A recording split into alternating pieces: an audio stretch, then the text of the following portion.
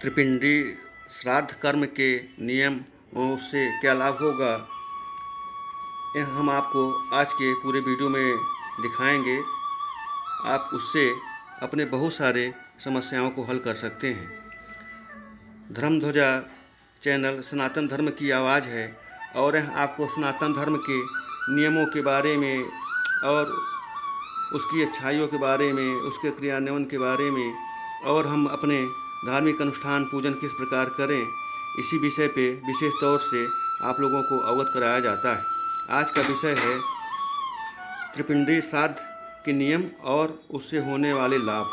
त्रिपिंडी श्राद्ध करके हम किस प्रकार से अपने पूर्वजों को व अतीत आत्माओं को प्रसन्न करके अपने जीवन में खुशहाली ला सकते हैं, इसी विषय पे आज का पूरा वीडियो बनाया गया है। आप कृपया इस वीडियो को अंत तक देखिए और इसका लाभ उठाने का प्रयास करिए, आपको निश्चित रूप से लाभ मिलेगा। सर्वप्रथम आप हमारे धर्म ध्वजा चैनल को लाइक करिए, सब्सक्राइब करिए और बेल आइकन की घंटी बजाइए, जिससे जितने भी अच्छे विचार व जानकारी हैं वह आपको आने वाले समय में प्रदान होती रहे और आप उसका लाभ उठाते रहिए। तो आज हम आपको बताएंगे कि त्रिपिंडी श्राद्ध क्या होता है। तो पितरों की प्रसन्नता के लिए धर्म के नियमानुसार हविष्य युक्त पिंड प्रदान करने आदि कर्म करना ही श्राद्ध कहलाता है। श्राद्ध करने से पितरों को संतुष्टि मिलती है और वो सदा से प्रसन्न रहते हैं और वे श्राद्धकर्ता को दीर्घायु, प्रसिद्ध, तेज, स्त्री, पशु एवं निरोगता प्रदान करते हैं। नारायण बलि, नाग बलि एवं त्रिपिंडी ये तीन श्राद्ध कहलाते हैं। पितरों को प्रसन्न करने के लिए किए जाने वाले श्राद्ध को शास्त्र में पितृयज्ञ से संबोधित किया गया है।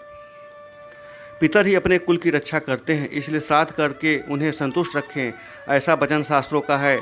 जिस घर परिवार के पितर खुश रहते हैं उसमें कभी भी किसी प्रकार का कष्ट नहीं आता है। तमोगुणी, रजोगुणी एवं सत्यगुणी ऐसी तीन प्रतियोनियाँ पृथ्वी पर वास्तव्य करने वाले 50 तपोगुणी, अंतरिक्ष में वास्तव्य करने वाले 50 रजोगुणी एवं वायुमंडल में वास्तव्य करने वाले 50 सत्वगुणी होते हैं।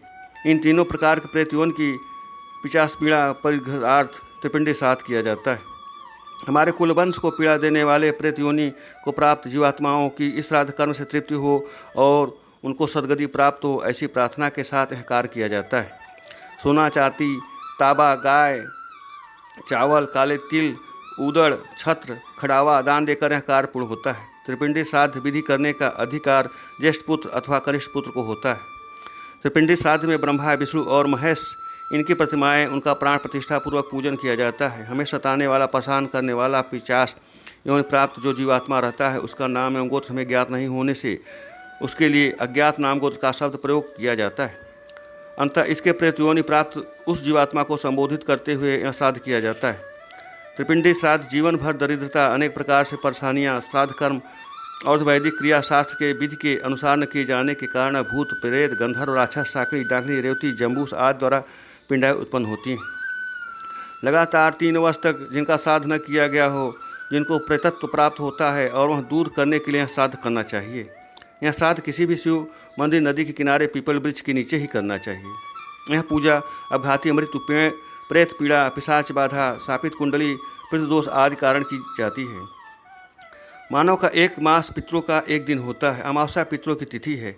इस दिन 10 श्राद्ध होता है। अतिरिक्त पितर प्रेत रूप से पीड़ा देते हैं, इसलिए त्रिपिंडी श्राद्ध करना चाहिए। इसका विधान शास्त्र चिंतामणि इस ग्रंथ में बताया गया है। इस विधि को श्रावण, कार्तिक, मार्गशीर्ष, पौष, माघ, फाल्गुन, वैशाख और पितृपक्ष मुख्य मास है। 5, 8, 11, 13, 14, 30 में शुक्ल तथा कृष्ण पक्ष की तिथियां और रविवार दिन बताया गया है। किंतु तीव्रवार पीड़ा यदि हो तो तत्काल त्रिपिंडी श्राद्ध करना उचित होता है। जानिए कि क्या है त्रिपिंडी श्राद्ध, हम बताते हैं आपको। त्रिपिंडी श्राद्ध काम श्राद्ध है। लगातार 3 वर्ष तक जिनका श्राद्ध न किया गया हो उनको प्रेतत्व प्राप्त होता है। अमावस्या पितरों की तिथि है। इस दिन त्रिपिंडी श्राद्ध करें। तपोगुणी, रजोगुणी एवं सतोगुणी ये 3 प्रेतयोनियाँ हैं। पृथ्वी पर वास करने वाले पिशाच तपोगुणी हैं। अंतरिक्ष में वास करने वाले रजोगुणी और वायुमंडल वास करने वाले पिशाच सतोगुणी हैं। इन तीनों प्रकार के प्रेतयोनियों की 50 पीड़ा के निवारण हेतु त्रिपिंडी श्राद्ध किया जाता है। कई साल तक पितरों का विधि पूर्वक श्राद्ध न होने से पितरों को प्रेतत्व प्राप्त होता है। श्राद्ध कमलाकर ग्रंथ में साल में 72 दफ़ा पितरों का श्राद्ध करना चाहिए कहा गया है। श्राद्ध न करने से पितर लोग अपने वंशजों का खून पीते हैं, यह आदि पुराण में कहा गया है। श्राद्ध न करने से होने वाले दोष त्रिपिंडी श्राद्ध से समाप्त होते हैं, जैसे भूत प्रेत बाधा, गंधर्व राक्षस शाकिनी आदि दोष करने के लिए त्रिपिंडी श्राद्ध करने की प्रथा है। घर में कलह, अशांति, बीमारी, अपसय, अकाली मृत्यु, वासना पूर्ति न होना, शादी वक्त पर न होना, संतान न होना, इस सब को प्रेत दोष कहा जाता है। धर्म ग्रंथ में धर्मशास्त्र के अनुसार सभी दोष के निवारण के लिए त्रिपिंडी श्राद्ध करने को सूचित किया गया है। त्रिपिंडी श्राद्ध में ब्रह्मदेव, विष्णु, रुद्र 3 देवताओं की प्राण प्रतिष्ठा पूर्वक पूजा की जाती है।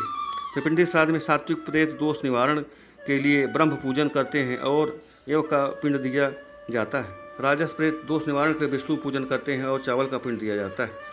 तामस प्रेत दोष निवारण के लिए तिलिका पिंड दिया जाता है और रुद्र पूजन करते हैं। यह पूजा सभी अतीत आत्माओं के मोक्ष प्राप्ति के लिए किया जाती है।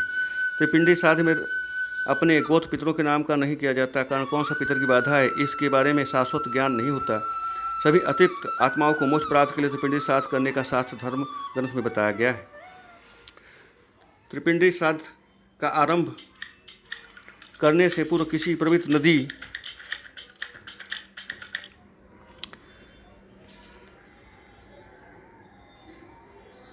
त्रिपिंडी श्राद्ध का आरंभ करने से पूर्व किसी पवित्र नदी या तीर्थ स्थान में शरीर शुद्धि के लिए प्रायश्चित के तौर पर क्षौर कर्म कराने का विधान है। त्रिपिंडी श्राद्ध में भगवान विष्णु और भगवान महेश इनकी प्रतिमाएं तैयार करवाकर उनकी प्राण प्रतिष्ठा पूर्वक पूजन किया जाता है। ब्राह्मण से इन तीनों देवताओं के लिए मंत्र का जाप करवाया जाता है। वहाँ सताने वाला, परेशान करने वाला, पिशाच योनि प्राप्त जो जीवात्मा है उसका नाम गोत्र में ज्ञात नहीं होने से उसके लिए अनाधित गोत्र शब्द का प्रयोग किया जाता है। अंततः इससे प्रेत योनि प्राप्त उस जीवात्मा को संबोधित करते हुए श्राद्ध किया जाता है। जौ, तिल, चावल के आटे के 3 पिंड तैयार किए जाते हैं। जौ का पिंड समत्रक एवं सात्विक होता है। वासना के साथ प्रेत योनि में गए जीवात्मा को यह पिंड दिया जाता है। चावल के आटे से बना पिंड रजोगुणी प्रेत योनि में गए प्रेत आत्माओं को दिया जाता है। इन तीनों पिंडों का पूजन करके अर्घ्य देकर देवताओं को अर्पण किए जाते हैं। हमारे कुल वंश को पीड़ा देने वाली प्रेत योनि को प्राप्त जीवात्माओं को इस श्राद्ध कर्म से तृप्ति हो और उनकी सदगति प्राप्त हो, ऐसी प्रार्थना के साथ यह कर्म किया जाता है। सोना, चांदी, तांबा, गाय, काले तिल, उड़द, छत्र, खटाऊ, कमंडल में चीज़ें प्रत्यक्ष रूप में या कीमती के रूप में नगद रकम दान देकर अर्थ दान करने के पश्चात ब्राह्मण एवं सौभाग्यवती स्त्री को भोजन करवाने के पश्चात यह श्राद्ध कर्म किया जाता है। भगवान ब्रह्मा, विष्णु और रुद्र क्रमशः सम्माननीय, राजसी और गर्म स्वभाव के प्रतिनिधि हैं। नैतिक पूर्वजों की आत्माओं के कष्ट से राहत पाने के लिए भगवान ब्रह्मदेव की पूजा की जाती है और जौ का आटा अर्पित किया जाता है। शाही पूर्वजों की आत्माओं के कष्ट से राहत पाने के लिए भगवान विष्णु की पूजा की जाती है और चावल का आटा अर्पित किया जाता है। और साथ ही कर्म स्वभाव वाले पूर्वजों की आत्माओं के कष्ट से छुटकारा पाने के लिए भगवान रुद्र की पूजा की जाती है। तिल की गांठ का आटा अर्पित किया जाता है। जिस व्यक्ति का बचपन, युवावस्था और वृद्धावस्था में निधन हो जाता है और उनकी आत्मा संतुष्ट नहीं होती है, उसी अवस्था में सम्मानित आत्मा को मोक्ष प्राप्त करने के लिए यही त्रिपिंडी श्राद्ध अनुष्ठान करना चाहिए। उसी अनुष्ठान में पूर्वजों के नाम और गोत्र का नाम नहीं उच्चारित किया जाता है, क्योंकि हमें इस बात का कोई सही ज्ञान नहीं है कि हम किन पूर्वजों के दुख से पीड़ित है और किन पूर्वजों की आत्मा दुखी है। तो हमारे पूर्वजों की हर संतुष्टि या आत्मा की मुक्ति दिलाने के लिए त्रिपिंडी श्राद्ध अनुष्ठान धर्मशास्त्र के अनुसार किया जाता है। ऐसी विविधताओं के निवारण के लिए त्रिपिंडी श्राद्ध आवश्यक करना चाहिए। इसकी पुष्टि श्राद्ध चिंतामणि में की गई है। त्रिपिंडी श्राद्ध की क्या विधि है? आमतौर पर जब एक अधेड़ उम्र या वृद्ध इंसान का निधन हो जाता है तो लोग उसका पिंडदान, श्राद्ध और अन्य सभी अनुष्ठान करते हैं। लेकिन अगर कोई छोटा बच्चा या युवा गुजर जाता है तो सभी रस्म लेकिन अगर कोई बच्चा या युवा गुजर जाता है तो हम सभी रस्म नहीं कर पाते हैं। यह उनकी आत्माओं को एक दुष्चक्र में डालता है और यह हमारे लिए कठिनाइयों का कारण बनता है। और इसलिए त्रिपिंडी श्राद्ध को इन आत्माओं को मुक्त करने और स्वर्ग की ओर भेजने के लिए किया जाता है। उनकी पुण्यतिथि पर हर साल उचित श्राद्ध करना बहुत आवश्यक है। भाद्रपद माह के पितृपक्ष में पारिवारिक श्राद्ध करना होता है। यह अनुष्ठान संवत्सरिक श्राद्ध और महालया श्राद्ध है। यह तीनों श्राद्ध 3 कर्म वर्षों तक लगातार नहीं किए जाते हैं तो यह वर्तमान पितृ दोष का कारण बनता है। इसके अतिरिक्त यह हमारे पूर्वजों की आत्माओं को दर्द और समस्याओं का कारण बनता है और अप्रयुक्त योनि आत्माएँ के दायरे में प्रवेश करते हैं। नतीजन वे हमारे वर्तमान जीवन में मुद्दों का कारण बनते हैं, क्योंकि हमारे पूर्वज हमारे माध्यम से मोक्ष की उम्मीद करते हैं। इस स्थिति को त्रिपिंड दोष कहा जाता है। जिस व्यक्ति की कुंडली में इस प्रकार का दोष पाया जाता है उसे त्रिपिंडी श्राद्ध कराना चाहिए। विवाहित और अविवाहित दोनों को ही त्रिपिंडी श्राद्ध कर सकते हैं। केवल अविवाहित महिलाएं त्रिपिंडी श्राद्ध नहीं कर सकती, परिवार कोई भी व्यक्ति त्रिपिंडी श्राद्ध कर सकता है। हमें ब्रह्मा विष्णु महेश की मुख्य रूप से पूजा करनी चाहिए। पृथ्वी से आकाश और आत्मा से 2 प्रकार के पूर्ण कण अनियंत्रित शिशु, युवा और वृद्ध सभी चरणों में वृद्ध भावनाओं के साथ हानि पहुंचाते हैं और अंत में परंपराओं के अनुसार त्रिपिंडी श्राद्ध अवश्य करना चाहिए। इस अनुष्ठान से पहले गंगा में अर्पण और शरीर शुद्ध के लिए पवित्र स्नान करना महत्वपूर्ण है। यह संस्कार आप यदि अविवाहित हैं या विदुर होने पर भी कर सकते हैं। इसमें भगवान ब्रह्मा, रजत, विष्णु, स्वर्ण और रुद्र साम व्याप्त हैं। त्रिपिंडी श्राद्ध की विधि क्या है? इसमें हम श्राद्ध कर्म अर्पण करें से आत्माएं राक्षसों से अलग हो जाती है। हमें बहुत ही श्रद्धापूर्वक से त्रिपिंडी श्राद्ध का आयोजन करना चाहिए और किसी विद्वान पंडित से समझ करके ही हम इसको कर सकते हैं उनके सानिध्य में। और इसमें बहुत खर्चा नहीं आता है, लगभग 2000 से 2500 रुपये तक त्रिपिंडी श्राद्ध में खर्च होता है। इसके लिए आपको आवश्यक है कि किसी से बात करें और पंडित जानकार हो और सही विधि विधान से पूजा करा देते हैं तो निश्चित रूप से आपके जीवन में आने वाली पितृदोष के कारण समस्याओं से समाप्ति मिलेगी। कृपया चैनल को लाइक और सब्सक्राइब जरूर करें, जिससे आपको अन्य जानकारियाँ समय समय पर प्राप्त होती रहें।